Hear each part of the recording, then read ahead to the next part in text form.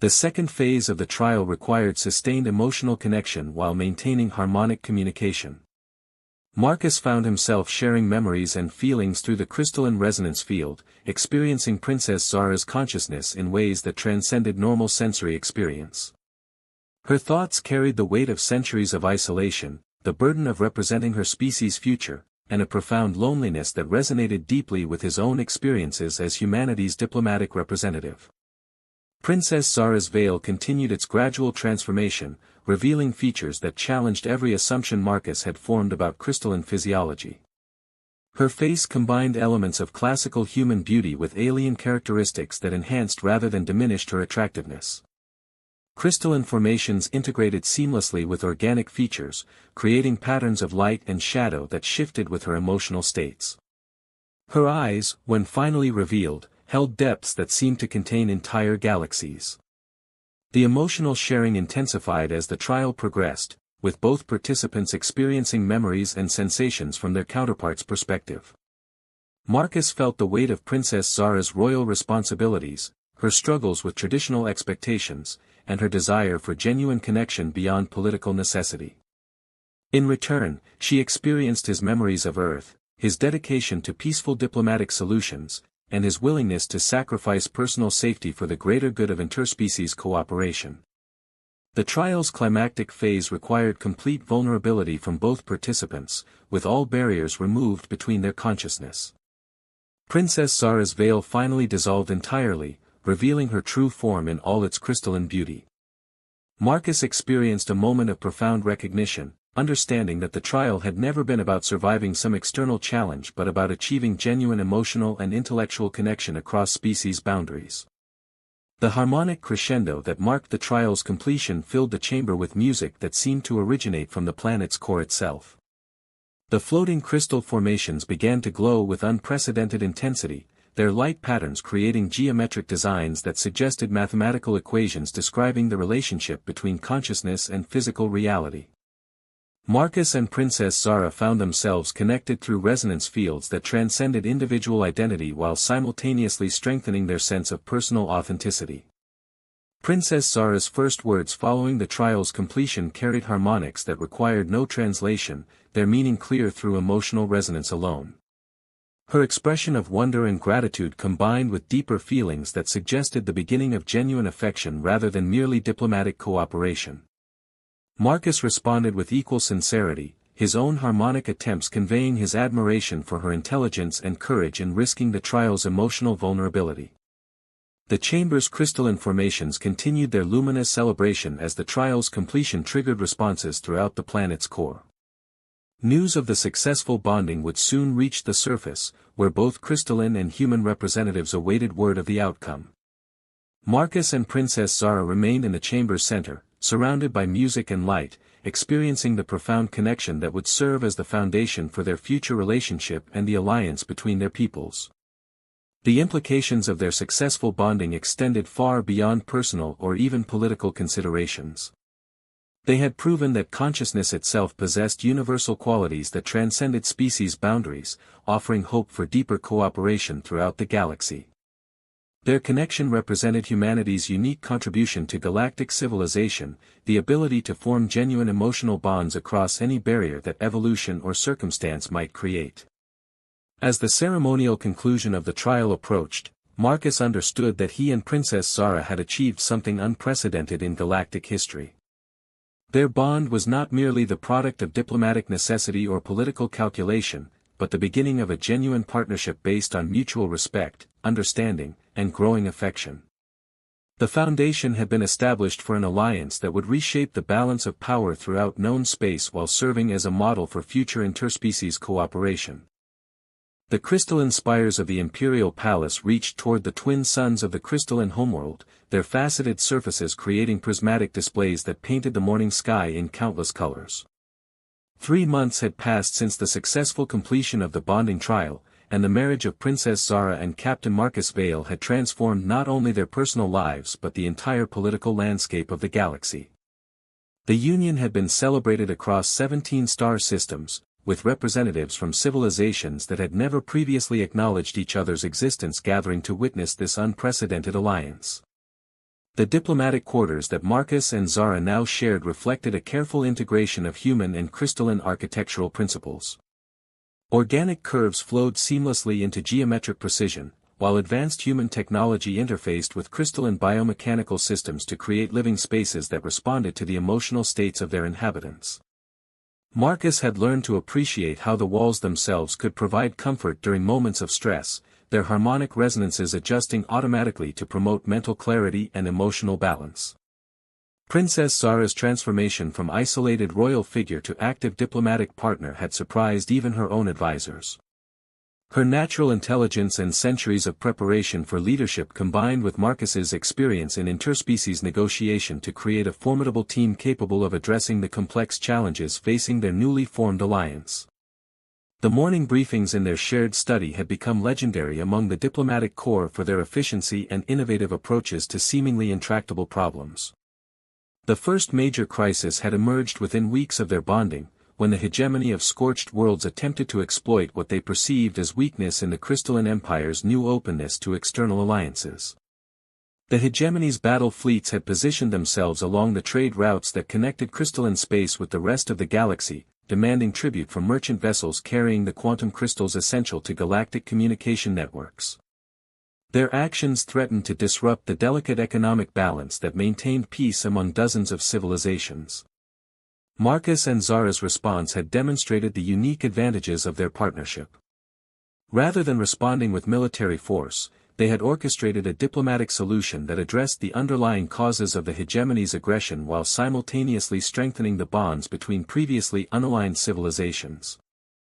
The negotiation process had taken place aboard a neutral station constructed specifically for the purpose, with architectural elements drawn from every participating species' cultural traditions. The negotiations had revealed the true scope of the challenges facing galactic civilization. Resource scarcity, territorial disputes, and fundamental differences in consciousness and communication had created a web of conflicts that threatened to escalate into system-wide warfare. The hegemony's demands for tribute were merely symptoms of deeper problems that required comprehensive solutions rather than temporary compromises. Marcus's experience with human diplomatic techniques and Zara's understanding of crystalline consciousness networks provided the foundation for approaches that no single species could have developed independently. The breakthrough had come when Zara proposed utilizing crystalline consciousness sharing technology to allow representatives from different species to experience each other's perspectives directly. The concept of enforced empathy as a diplomatic tool was revolutionary, requiring participants to abandon the comfortable barriers that normally protected individual consciousness from external influence. Marcus had volunteered to serve as the first test subject, demonstrating human willingness to embrace vulnerability in service of peaceful solutions.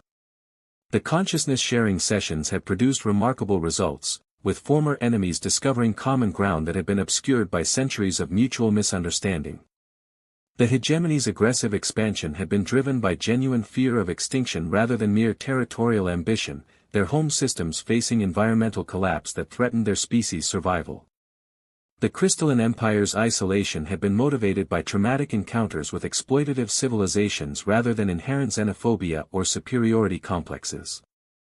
The comprehensive solution that emerged from these revelations involved restructuring galactic resource distribution networks to ensure equitable access to essential materials while respecting the sovereignty and cultural integrity of all participating civilizations. The quantum crystal communication network would be expanded to include previously isolated species, while advanced terraforming technologies would be shared to address environmental crises threatening vulnerable homeworlds. Most importantly, the consciousness-sharing protocols would be institutionalized as standard diplomatic practice for resolving major disputes. The implementation of these agreements had required Marcus and Zara to travel extensively throughout the galaxy, establishing the personal relationships that would sustain long-term cooperation between diverse civilizations. Their visits to the methane storms of the Vorthan gas giants, the silicon beaches of the Geodian crystal worlds, and the orbital habitats of the nomadic drift clans had demonstrated humanity's unique capacity for adaptation and the crystalline empire's commitment to genuine partnership rather than domination. The success of their diplomatic initiatives had attracted the attention of ancient civilizations that had withdrawn from galactic affairs millennia ago. The builders, whose mega-engineering projects had shaped the physical structure of several star systems, emerged from their self-imposed isolation to offer assistance with infrastructure development. The archivists, living libraries containing the collected knowledge of countless extinct species, began sharing information that had been considered too dangerous for younger civilizations to access. The personal relationship between Marcus and Zara had deepened throughout these challenging months, their bond serving as both the foundation for their diplomatic success and a source of personal fulfillment that neither had expected when the bonding trial began. The crystalline resonance fields that connected their consciousness had evolved beyond the basic communication established during the trial, creating a partnership where individual strengths complemented rather than competed with each other. The evening they received confirmation that the Galactic Cooperation Accords had been ratified by 47 different civilizations, Marcus and Zara stood together on the observation deck of their palace quarters, watching the aurora patterns created by the planet's crystalline core interacting with stellar radiation. The light show reflected their shared sense of accomplishment and the profound changes their union had catalyzed throughout known space. Zara's harmonic communication carried undertones of satisfaction and anticipation as she described the reports arriving from across the galaxy. Trade networks were expanding to include previously isolated species, collaborative research projects were solving problems that had challenged individual civilizations for centuries, and the consciousness-sharing protocols were revealing new possibilities for cooperation that transcended traditional diplomatic boundaries. The foundation they had established would continue growing long after their own contributions had become historical footnotes. Marcus responded with observations about humanity's evolving role in galactic civilization, his species' transformation from newcomers seeking acceptance to essential facilitators of interspecies cooperation.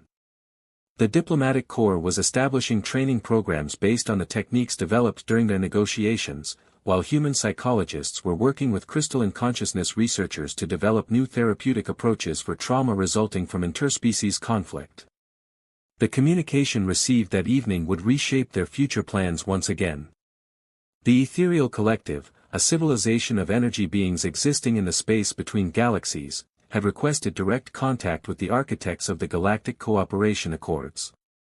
Their message suggested the possibility of expanding cooperation beyond the boundaries of their own galaxy, establishing connections with civilizations in distant star systems that had been considered forever beyond reach. The implications of such contact were staggering, promising access to knowledge and perspectives that could advance galactic civilization by millennia in mere decades. However, the challenges would be equally unprecedented, requiring diplomatic innovations that went beyond anything they had previously attempted. The energy being's consciousness existed in states that defied conventional understanding, their communication methods requiring technologies that had not yet been developed. Zara's excitement at the prospect of this new challenge was evident in the increasing intensity of her crystalline luminescence, while Marcus felt the familiar surge of determination that accompanied seemingly impossible diplomatic objectives. Their partnership had already achieved the unprecedented by creating lasting peace among civilizations that had been enemies for millennia. The opportunity to establish contact with beings from beyond their galaxy represented the natural progression of their shared mission to expand the boundaries of possible cooperation. The plans they developed that evening would require years of preparation, involving the combined resources and expertise of every civilization participating in the Galactic Cooperation Accords. The consciousness-sharing technology would need to be advanced beyond its current capabilities, while new diplomatic protocols would have to be developed for entities whose very existence challenged fundamental assumptions about the nature of consciousness and communication. As they concluded their planning session and prepared for rest, Marcus and Zara reflected on the extraordinary journey that had brought them from strangers representing different species to partners reshaping the future of galactic civilization. Their bond had proven that consciousness itself possessed universal qualities that transcended any barrier evolution might create, while their diplomatic successes had demonstrated humanity's unique contribution to the great community of intelligent life.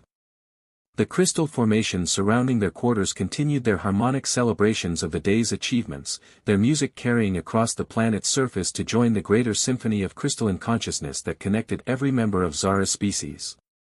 Marcus had learned to perceive and appreciate these harmonic patterns, finding in them a beauty that complemented rather than replaced the emotional connections he had known throughout his human experience. Their successful partnership had established the foundation for an era of unprecedented cooperation and growth throughout the galaxy, while their personal bond served as proof that genuine understanding and affection could flourish between any forms of conscious life willing to embrace vulnerability and authentic connection. The future held challenges that would test every aspect of their relationship and their civilization's commitment to peaceful cooperation, but they would face those challenges together, supported by the network of alliances and friendships they had created through their diplomatic innovations. The stars themselves seemed to acknowledge their achievements, the twin suns of the crystalline homeworld setting in perfect synchronization as if celebrating the harmony Marcus and Zara had brought to a galaxy that had known too much conflict and too little understanding. Tomorrow would bring new challenges and opportunities, but tonight belonged to the quiet satisfaction of having exceeded every expectation and established a legacy that would inspire cooperation among the stars for generations to come.